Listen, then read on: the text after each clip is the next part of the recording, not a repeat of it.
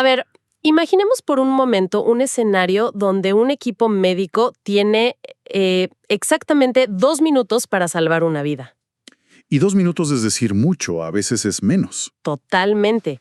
Y no estamos hablando de un paro cardíaco, digamos, donde un desfibrilador puede simplemente reiniciar el sistema, ni tampoco de un trauma físico visible. Claro, no hay una herida que pueda simplemente coser o presionar. Exacto. Se trata de revertir un hackeo microscópico a nivel celular. Hablamos de una enzima que normalmente opera a la brutal velocidad de 25,000 revoluciones por segundo y de pronto ha sido pues saboteada y bloqueada con una herramienta química. Es una locura pensar en esa velocidad biológica, ¿no? Es alucinante. Y el problema es que si el antídoto no entra en el torrente sanguíneo antes de que el reloj marque esos 120 segundos, el daño se vuelve absolutamente permanente. Sí, es la realidad clínica más extrema de la toxicología. Y es exactamente lo que enfrentan los especialistas cuando manejan intoxicaciones severas por compuestos organofosforados. Que es el tema central de nuestra inmersión profunda de hoy. Para quienes nos escuchan, hemos estado revisando notas médicas muy avanzadas y perfiles toxicológicos exhaustivos. Así es, fuentes que detallan el comportamiento de, por un lado, insecticidas agrícolas de grado industrial, y por otro, en su vertiente más oscura, digamos, agentes nerviosos de grado militar. Y ambos utilizan exactamente el mismo mecanismo de destrucción masiva sobre el sistema nervioso central y periférico. Totalmente. Y la misión de este análisis a fondo es diseccionar la química de la supervivencia. Entender cómo un grupo específico de medicamentos, que los reportes llaman óximas, actúan como ganzúas moleculares. Ganzúas moleculares para desarmar este sabotaje. Exacto. Ahora, asumiendo que nuestra audiencia ya tiene claro que la enzima acetilcolinesterasa es la responsable de, pues, despejar la hendidura sináptica, Que es vital para que los músculos se relajen. claro. Lo que realmente impresiona de los reportes es la cinética de este proceso. O sea, no es solo que la enzima limpia el neurotransmisor, es la escala geométrica del trabajo. 25 millones de moléculas hidrolizadas por segundo. La velocidad catalítica es fenomenal, y fíjate que eso explica por qué la inhibición es catastrófica casi en tiempo real. Sí, porque el sistema no tiene margen de error. Exacto. La fisiología normal depende de ese recambio a nivel de milisegundos. Lo que hace el organofosforado es formar un enlace covalente extremadamente estable con un residuo de serina en el sitio activo de la enzima. Literalmente secuestra la maquinaria catalítica. Si la hendidura sináptica se inunda instantáneamente de acetilcolina, y esto lleva a los receptores a una sobreestimulación continua que termina en un bloqueo por despolarización. El cuerpo colapsa. Bueno, vamos a desempacar esto, porque a nivel mecánico, la arquitectura de esta falla es fascinante. O sea, no es simplemente un interruptor roto. No, para nada. Es mucho más invasivo. Digamos, imaginemos que el sitio activo de la enzima es una cerradura biométrica de altísima precisión. Entra el órgano fosforado y no solo bloquea la entrada. Inyecta pegamento, básicamente. Exacto. Inyecta un pegamento molecular de fraguado rápido directamente en el cilindro de la cerradura. Y el sistema entra en parálisis total. Y aquí es donde los manuales introducen a las oximas, como la gran solución. Claro, se presentan como el cerrajero de emergencia, que llega con una herramienta muy particular para disolver ese pegamento sin destruir la cerradura. La analogía sirve muy bien para visualizar el objetivo, pero, a ver, la realidad bioquímica es un poco más violenta. No es una disolución suave. Ah, no. Es más agresivo el proceso. Mucho más. Lo fascinante aquí es el mecanismo de acción exacto de esa ganzúa. Fíjate, todas las óximas comparten un grupo funcional característico, un átomo de carbono con un doble enlace a un nitrógeno que a su vez está unido a un grupo hidroxilo. O sea, estamos hablando de la estructura carbono, nitrógeno, oxígeno, hidrógeno. Exactamente esa. Y cuando esta molécula ingresa al cuerpo, al pH fisiológico, sufre una transformación crítica, pierde un protón y se convierte en un anión oximato. Adquiriendo una carga neta negativa, si recuerdo bien los apuntes. Correcto. Adquiere una carga negativa. O sea, la molécula se activa, por así decirlo, justo al entrar en contacto con el entorno del torrente sanguíneo. Bueno, más que activarse, Se convierte en lo que la química orgánica denomina un alfa-nucleófilo. Y uno extremadamente agresivo, además. ¡Wow! Alfa-nucleófilo. Suena potente. Y lo es. Y aquí está el porqué de su eficacia. El famoso efecto alfa. Como el oxígeno y el nitrógeno adyacentes tienen pares de electrones libres, se genera una repulsión electrónica. Que empuja la densidad de carga hacia el oxígeno, ¿verdad? Ajá, volviéndolo hiperreactivo. Ahora, recordemos que el organofosforado está anclado a la enzima mediante un átomo de fósforo electrofílico. Claro, el pegamento de nuestra cerradura. Exacto. Entonces, el anión oxisimato, con esta enorme densidad de carga negativa, ataca directamente a ese átomo de fósforo. Ejecuta un ataque nucleofílico brutal que rompe el enlace covalente. Rompe el enlace entre el fósforo y la enzima, formando un nuevo complejo que se desprende. Sí, el complejo oximafosfonato. Se desprende y deja el sitio activo de la enzima completamente libre y funcional. Es un rescate balístico a nivel atómico. Me parece increíble. Pero aquí es donde las matemáticas de las fuentes no me cuadran del todo. Y tengo que cuestionar un poco la terminología clínica. A ver, cuéntame, ¿qué parte no te cuadra? Pues si las oximas tienen este poder nucleofílico masivo, o sea, si realmente pueden entrar y reventar ese enlace de fósforo, ¿por qué toda la literatura médica inicial clasifica a los organofosforados como inhibidores irreversibles? Ah, claro, la paradoja de la irreversibilidad. Sí, porque la misma palabra irreversible contradice toda la mecánica de este anión oximato que acabamos de describir. Si la ganzúa molecular es tan buena, entonces el problema está resuelto, ¿cierto? Esa es la visión clásica, sí. Pero si miramos la cinética real del envenenamiento en los reportes, la palabra irreversible no describe el ataque inicial, sino un horizonte de sucesos temporal. O sea, una fecha de caducidad. Exactamente. Y esto introduce el fenómeno más aterrador y crítico de la toxicología de organofosforados, que es el envejecimiento de la enzima. El envejecimiento. Suena a que el reloj empieza a correr en contra. Literalmente.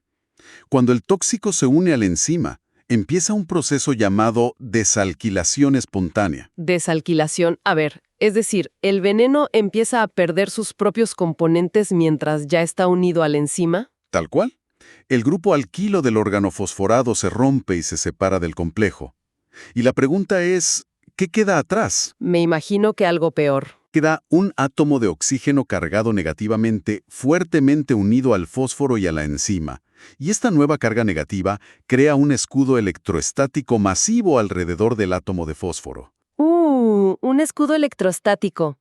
Entonces, si administras la oxima después de que ocurre esto, El anión oximato, que recordemos también tiene carga negativa, es repelido violentamente antes de poder siquiera acercarse. claro, cargas iguales se repelen. O sea, el enlace se vuelve inquebrantable. A partir de ese nanosegundo, el proceso es biológicamente irreversible. El cuerpo pues tiene que sintetizar nuevas enzimas desde cero, lo cual lleva semanas. Y el paciente no tiene semanas. Ese es el reloj de arena tóxico. Y fíjate, los tiempos varían muchísimo según la estructura de la amenaza, ¿cierto? Las fuentes indican que la diferencia entre un químico agrícola y uno militar es abismal. Es una diferencia de vida o muerte por minutos. En el caso de insecticidas comerciales, digamos compuestos de tipo dietilo, el proceso de desalquilación es relativamente lento. Lento, estamos hablando de horas. Sí, la ventana terapéutica antes del envejecimiento total puede extenderse hasta 120 horas. Bueno, 120 horas. O sea, hay un margen logístico para que el paciente pues llegue a una unidad de cuidados intensivos, se evalúe y se inicie la infusión del antídoto. Exacto, hay margen. Pero si cruzamos la línea hacia los agentes nerviosos de guerra, como el SOMAN, esa ventana colapsa dramáticamente. ¿A cuánto? La conformación estérica del SOMAN hace que el proceso de envejecimiento se completa en un lapso de entre 2 y 8 minutos. ¡Wow! ¿Entre 2 y 8 minutos? O sea, en ese margen, la medicina prehospitalaria tradicional es completamente inútil.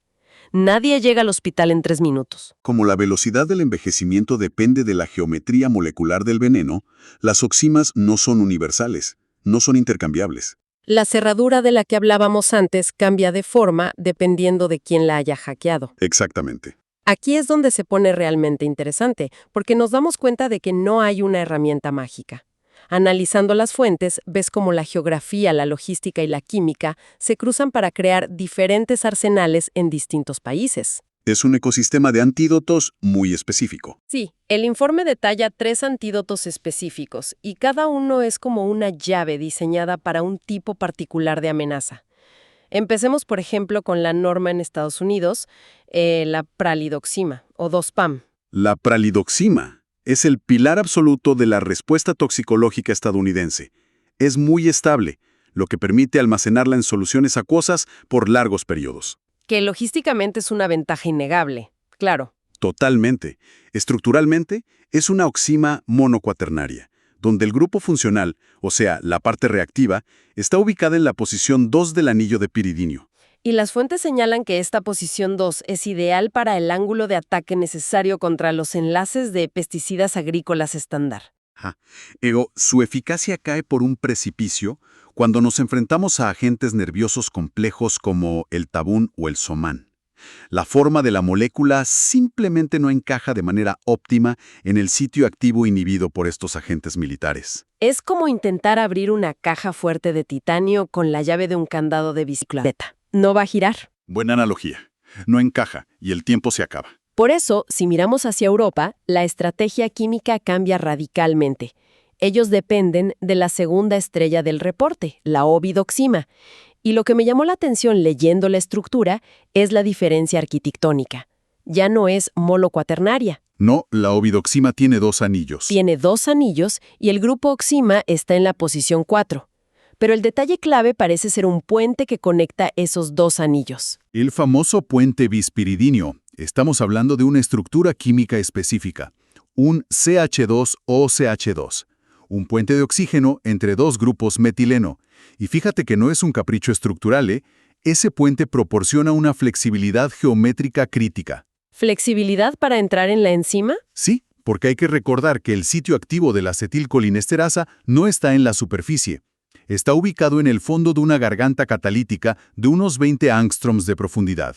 Ah, es un canal profundo. Muy profundo. Y el puente de la ovidoxima permite que la molécula se doble y posicione el anión oximato en el ángulo y la distancia exactos para penetrar esa garganta y golpear al agente tabún, algo que la pralidoxima simplemente no puede alcanzar con la misma eficacia. Claro, tiene mayor alcance y adaptabilidad. Pero semejante potencia farmacológica debe tener un costo.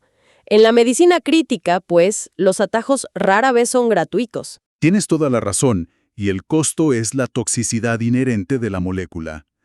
La ovidoxima tiene un perfil de hepatotoxicidad bastante severo. O sea, destruye el hígado. Sí, en dosis altas o infusiones prolongadas, el daño hepático es una certeza clínica. Los protocolos europeos aceptan este daño colateral porque priorizan la potencia reactivadora rápida frente a venenos sumamente letales. Pero, es una pesadilla añadida para el manejo en cuidados intensivos. Y luego tenemos el caso extremo. Volvemos al Somán y a ese margen de supervivencia de menos de 8 minutos. Las oximas regulares simplemente rebotan contra la enzima inhibida por el Somán antes de que envejezca. Es como golpear una pared de ladrillos. Exacto. Pero las fuentes introducen una molécula asimétrica, la HI6, como la última línea de defensa. ¿Qué la hace tan diferente? El problema principal con el Somán es el impedimento estérico. El veneno deja un grupo pinacolilo muy voluminoso adherido a la enzima y actúa como un escudo físico que bloquea la entrada a las oximas simétricas tradicionales. Las deja fuera por puro tamaño. Ajá. La genialidad de la HI6 es su asimetría deliberada. Su forma irregular le permite sortear ese escudo, encajar en el pequeño espacio disponible y realizar el ataque nucleofílico antes del minuto 8. El nivel de restauración neuromuscular que logra en estos casos es asombroso. Pero leí que viene con un desafío logístico terrible, porque no puedes tenerla lista en una jeringa en la ambulancia como la pralidoxima. Y ese es el gran talón de Aquiles de la HI6. Su compleja asimetría la hace inestable en soluciones acuosas a temperatura ambiente. Se degrada rapidísimo. Por eso requiere guardarse como polvo liofilizado, ¿no? Exacto. polvo liofilizado en viales de doble cámara, donde el médico debe, en plena emergencia, romper el sello, mezclar el polvo con el solvente y agitar violentamente segundos antes de la inyección. Imagínate eso en un escenario de bajas masivas o pánico. Reduce drásticamente su aplicabilidad práctica. O sea, el tiempo que pierdes mezclando te puede costar la ventana de 8 minutos. Y lo cual nos lleva directo a la realidad de la sala de urgencias, donde las cosas pueden salir muy mal muy rápido. Uy, sí, la sala de emergencias es otro mundo. Estaba revisando los protocolos de administración y noté un peligro inminente, que es la velocidad a la que introduces la cura. A ver, si tengo a un paciente paralizado por un pesticida, mi instinto lógico sería administrar el antídoto por vía intravenosa lo más rápido posible. El instinto de cualquier médico de emergencias, claro. Sí. Pero el reporte detalla que empujar estas oximas en un bolo rápido es casi una sentencia de muerte. Es como, imagínate intentar apagar un incendio usando una manguera a tanta presión que terminas derribando la casa entera. Revientas las válvulas. Si conectamos esto con el panorama general de la farmacodinámica, fíjate que esa analogía de la presión hidráulica es bastante precisa. Las oximas, en altas concentraciones instantáneas, actúan como antagonistas neuromusculares transitorios. O sea, empeoran la parálisis inicialmente. Sí, una infusión en bolo rápido de pralidoxima precipita un colapso cardiovascular inmediato. Causa paro cardíaco, rigidez muscular tetánica severa y laringoespasmo. Las cuerdas vocales se bloquean. Se cierran completamente, bloqueando la vía aérea. El antídoto, administrado incorrectamente o con demasiada prisa, mata al paciente antes de que el veneno termine su trabajo. Siempre se requiere una infusión lenta y controlada. ¡Wow! La cura puede ser peor que la enfermedad si tienes prisa. Y esto introduce la capa más compleja de todo este análisis, que es la polifarmacia. El ecosistema químico de la sala de urgencias. Exacto. En estas intoxicaciones extremas, el cuerpo es un campo minado químico. Y una de las interacciones que me pareció más letal en los reportes es la que ocurre con la succinilcolina. Ah, la succinilcolina. Es un tema crítico. Es un medicamento que, tengo entendido, los médicos usan habitualmente para paralizar a un paciente temporalmente y poder intubarlo. Lo cual tiene todo el sentido si la persona pues llega y no puede respirar. Claro, sería el procedimiento estándar, de manual, en cualquier otro escenario de trauma. Pero aquí es un error fatal. ¿Por qué? Para entender el porqué, debemos mirar un poco más allá de la acetilcolinesterasa y la sinapsis y recordar otra enzima, la butirilcolinesterasa, en el plasma sanguíneo, que también es destruida por los organofosforados. O sea, el veneno destruye ambas. Ajá. Normalmente, esta enzima plasmática descompone la succinilcolina en un par de minutos, terminando la parálisis de la intubación de forma natural. Pero en un paciente intoxicado con organofosforados, esa enzima simplemente no existe. Ya fue aniquilada. O sea, le inyectas el paralizante para intubarlo y el cuerpo no tiene cómo apagarlo. Se queda paralizado indefinidamente. Exacto. Pero ojo con esto. El efecto secundario es mucho peor que la simple parálisis prolongada. La succinilcolina es un relajante despolarizante. Mantiene abiertos los canales iónicos en las placas motoras musculares, permitiendo que el potasio intracelular salga masivamente al torrente sanguíneo. Y el potasio alto es malísimo para el corazón, ¿no? Es letal. Como la droga no se degrada, el escape de potasio no se detiene. Esto causa una hipercalemia fulminante. Los niveles de potasio en sangre se disparan en cuestión de minutos, alterando la electrofisiología del corazón y provocando fibrilación ventricular o un paro sistólico irreversible. Un solo error de cálculo y se pierde al paciente en la mesa. Y esto demuestra por qué el protocolo de tratamiento es en realidad un abordaje tridimensional. Las oximas jamás actúan solas. Nunca. Son solo una pata del trípode de supervivencia. Sí, la oxima repara la enzima muscular, pero las fuentes son súper claras, ¿eh? La primera línea de choque, antes incluso de meter la oxima, es la atropina. Y su función es brutal, competir por los receptores muscarínicos para evitar que el paciente se ahogue desde adentro. Fíjate que el cuadro clínico inicial es un síndrome colinérgico exacerbado. Las glándulas exocrinas están fuera de control debido al exceso de acetilcolina libre. Producen fluido sin parar. Sí, Los pulmones secretan litros de moco y fluidos acuosos rápidamente. El paciente desarrolla una broncorrea masiva y broncoespasmo. Si no se detiene eso de inmediato, el intercambio de gases falla y mueren por asfixia en sus propias secreciones. ¡Qué horror! Y ahí es donde entra la atropina. Exacto. La atropina no repara la enzima hackeada. Actúa como un antagonista competitivo bloqueando directamente los receptores muscarínicos. El objetivo no es revertir el hackeo inicial, sino detener el ahogamiento secando agresivamente el tracto respiratorio. Secar los pulmones para ganar el tiempo que la óxima requiere para empezar a actuar. Tal cual. Y, a ver, mientras la atropina seca los pulmones y la óxima trabaja lentamente en los músculos, queda el tercer frente, el cerebro. Porque leí que el veneno cruza la barrera hematoencéfalica y desata una tormenta. Una tormenta eléctrica literal, sí. Convulsiones masivas. Exacto, lo que requiere el uso inmediato de diazepam. Es vital, porque la actividad convulsiva colinérgica no responde a la atropina periférica ni a las óximas estándar de las que hablábamos. Sin intervención, las convulsiones focales progresan rapidísimo a un estado epiléptico que causa necrosis neuronal en minutos. Las neuronas mueren por sobreestimulación. Sí. Y el diazepam, que es una benzodiazepina, actúa como un modulador alostérico positivo de los receptores GABA. Aumenta la afinidad del cerebro por el GABA, que es su principal neurotransmisor inhibitorio. O sea, pone el freno de mano en el cerebro. Exacto. Al abrir los canales de cloruro, hiperpolariza las neuronas y sofoca la tormenta eléctrica central, protegiendo el tejido cerebral mientras el resto del sistema es estabilizado por la oxima y la atropina. Entonces, a ver. Digamos que ya superamos los primeros 20 minutos. Se administró la tríada completa. La atropina controló las secreciones, el diazepam frenó las convulsiones y la oxima está intentando rescatar la enzima. El paciente está estabilizado, en teoría. En teoría. Pero, ¿qué significa todo esto si el cuerpo del paciente no funciona al 100%? Porque noté en los perfiles farmacocinéticos que compuestos como la paralidoxima tienen una tasa de aclaramiento increíblemente rápida en individuos sanos. Muy rápida. Las fuentes hablan de una vida media de menos de 3 horas, a veces solo de 48 minutos. El cuerpo la elimina casi a la misma velocidad a la que ingresa.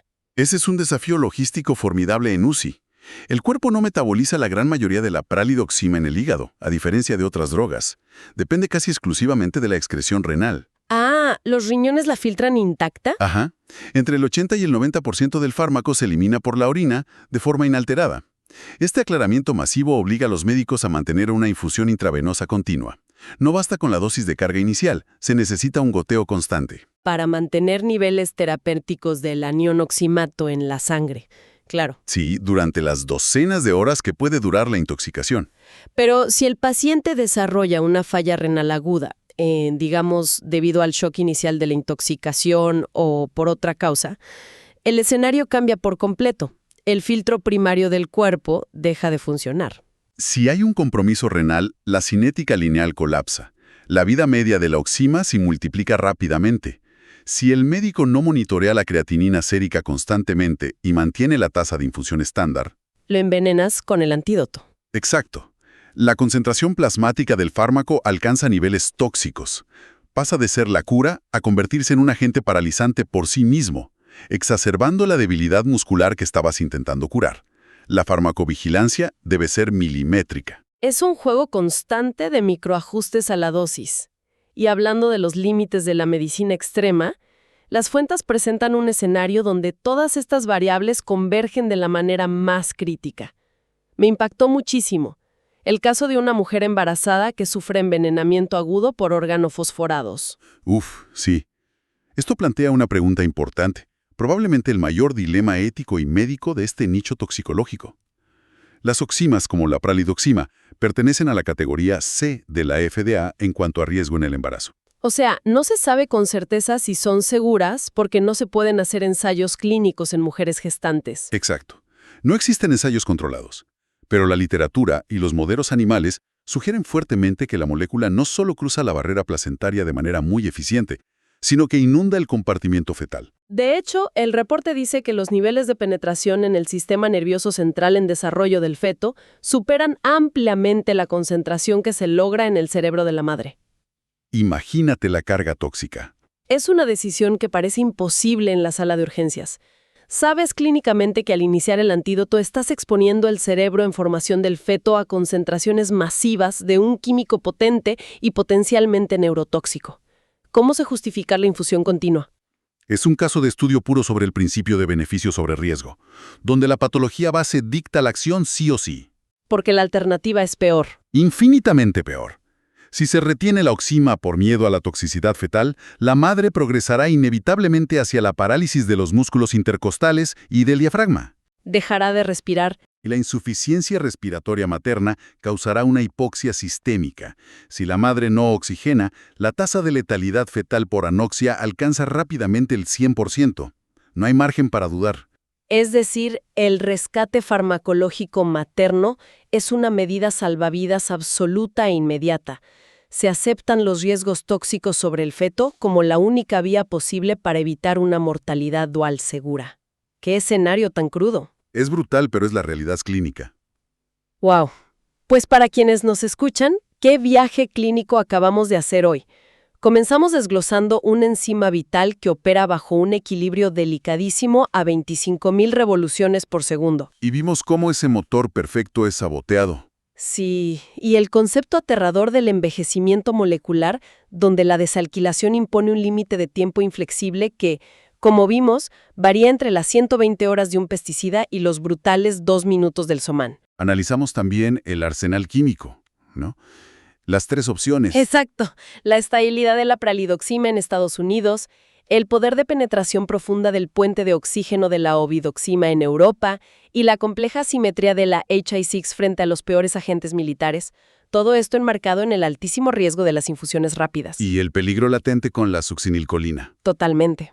Además de la necesidad imperativa de un trípode terapéutico con atropina y diazepam para sostener la vida. Y claro, los ajustes renales. Es un nivel de comprensión molecular que refleja verdaderamente cuán sofisticada debe ser la respuesta médica cuando la biología celular es atacada directamente de esta manera. Sí. Pero a ver, quiero que dejemos a nuestra audiencia con una reflexión sobre la barrera biológica que la ciencia aún no ha logrado conquistar plenamente. Me encanta. A ver, ¿cuáles? A lo largo de esta inmersión mencionamos que las óximas actuales poseen un átomo de nitrógeno cuaternario, lo cual les confiere una carga eléctrica positiva permanente. Ajá, el anión oximato. Esa carga es el ancla que les permite fijarse perfectamente en la hendidura enzimática, en la unión neuromuscular. Pero, fíjate, también es su mayor falla de diseño estratégico. Porque las cargas eléctricas fuertes son el enemigo número 1 de la barrera hematoencefálica, ¿verdad? Precisamente. La evolución diseñó el endotelio capilar de nuestro cerebro para repeler moléculas altamente polares o cargadas. Como resultado, estas óximas monocuaternarias y biscuaternarias logran reactivar la colinesterasa en los músculos periféricos y, claro, previenen la muerte por parálisis respiratoria mecánica. Salvan el diafragma, salvan los pulmones. Sí, curan el cuerpo, pero se estrellan contra la barrera del cerebro. Esto significa que el sistema nervioso central del paciente queda completamente secuestrado por el organofosforado. Claro, porque la atropina solo seca secreciones y el diazepam solo frena convulsiones, pero ninguno repara la enzima en el cerebro. Exacto. La persona sobrevive a la crisis aguda porque respira, pero la arquitectura neuronal interna sigue expuesta a una toxicidad prolongada y a un daño cognitivo severo. O sea, salvamos el chasis, pero el disco duro sigue bajo ataque. ¿Qué concepto tan fuerte para cerrar? Para nuestra audiencia, si esta intersección entre guerra química, toxicología y bioquímica les ha resultado tan apasionante como a nosotros, les sugiero explorar la literatura sobre lo que viene para solucionar esto, las óximas no cuaternarias. Ese es el gran campo de investigación actual. Sí, moléculas de nueva generación diseñadas para existir en un estado sin carga permanente, lo que les permitiría eludir la barrera hematoencefálica, infiltrarse en el sistema nervioso central y llevar a cabo el rescate enzimático directamente desde adentro del cerebro. Ese es el futuro absoluto de la toxicología de emergencia. Diseñar la llave perfecta que no solo arranque el motor periférico, sino que también recupere el control del sistema central. Una llave maestra real. Y con este pensamiento sobre el futuro de los antídotos, cerramos este análisis a fondo. Muchísimas gracias a quienes nos escuchan por acompañarnos en esta inmersión. ¡Hasta la próxima!